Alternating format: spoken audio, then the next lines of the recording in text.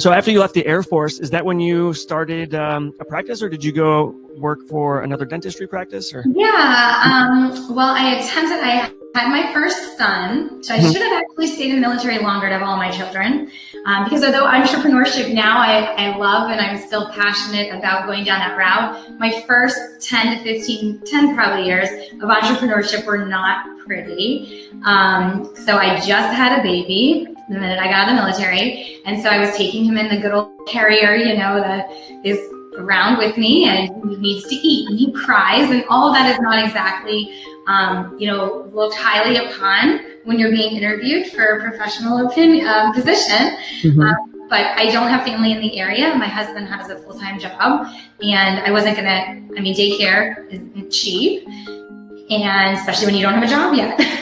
And you have $500,000 of student loans. And now I'm not employed by the military anymore. So I interviewed in a lot of positions. I temped a lot, which helped me. I have a Virginia license and a Maryland license. And so I just started temping for people. And as I did that, the good and the bad was that I was in a lot of practices that I knew I didn't want to be an employee in, or a partner in. And so I was forced to basically know that I needed to either start my own practice or take over, buy someone's business. And again, without buying other businesses ever, that was new to me. People, they buy franchises, you buy gas stations, you buy all kinds of other businesses and other specialties, but medicine, I was kind of like, I know nothing about this. So I started to sign all this paperwork and see cash flows, which actually was scary because again, people assume, I get all the time, patients are like, they're like, oh, well, it's paying for their fillings, like helping to get a car for a healthcare provider, something fancy or this or that. And I'm like, oh my gosh. When I start to see the cash flows of people's practices and the expenses, I'm like, I actually can't believe, a filling or a cleaning is under $100 copay. Like these people have millions of dollars of expenses and it's tough to get them paid.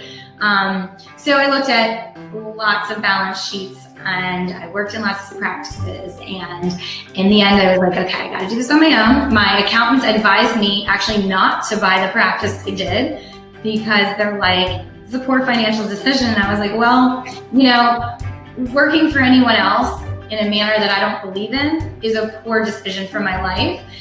So I'm not gonna worry about the finances right now, and I didn't. And they were probably right in the finance aspect. But in the growth aspect, I never learned more than buying a practice from a fellow female practitioner who, again, amazing, made it through school. She had a dental license in Iran before she went through all of dental school here with kids, with a working husband, ran practices on her own, took care of a parent. She's like, was in that in-between phase, but she's like 20 years a senior.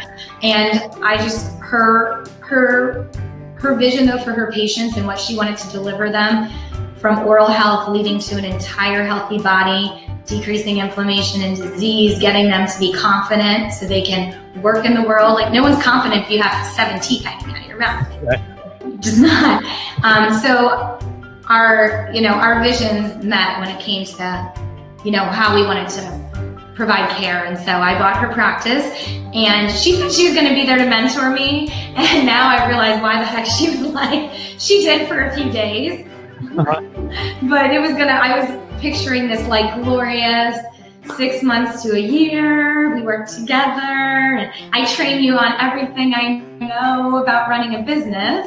And she was ready to throw in the towel because it is being an entrepreneur and a business owner. It relies all on you, and she was ready for a break. And I'm glad I could give it to her. I just wish I had a little more support.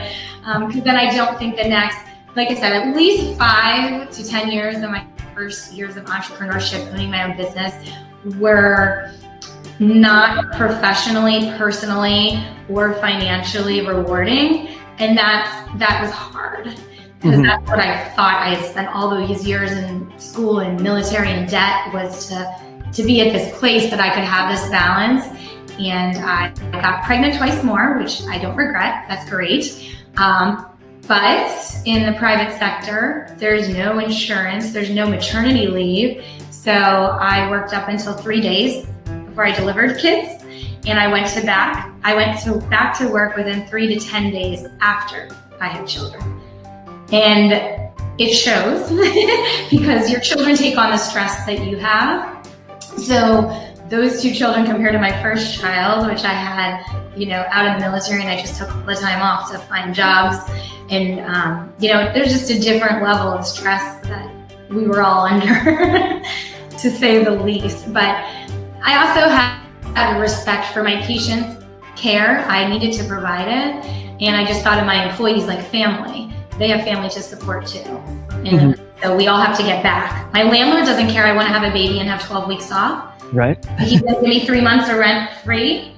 No, it wasn't feasible. But now at this point in my life, not that I'm going to have more children, but I could, knowing that I know how to plan for that. There's retired dentists out there that can work in your practice. Yes, your patients are a little upset it's not you, and they can be okay with that to allow you to have a life as well.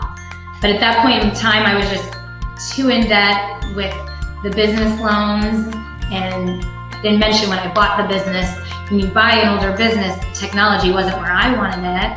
So then I took out another probably $750,000 of loans to buy 3D x-ray equipment, renovate the office to look like it wasn't in, the 1980s. And yeah. So if you could go back to that time before you bought, what do you wish that you knew that you know now when it comes to buying a brand new practice?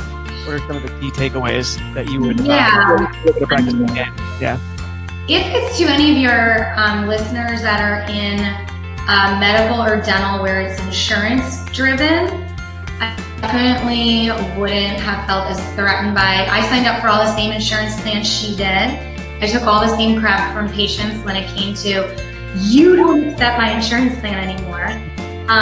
But I didn't look at the financial business aspects that a lot of those insurances, with the $5 copay from the patient and the fact that they weren't covering anything for this purpose, some of the managed cares like HMOs, we were actually losing a ton of money those first 5 years, which made me have to work more to not, be able to pay the bills and pay my salaries for my team members. It was just, you're trying to help patients, and I did. I donated. I basically volunteered my time for 5 years, so that's great.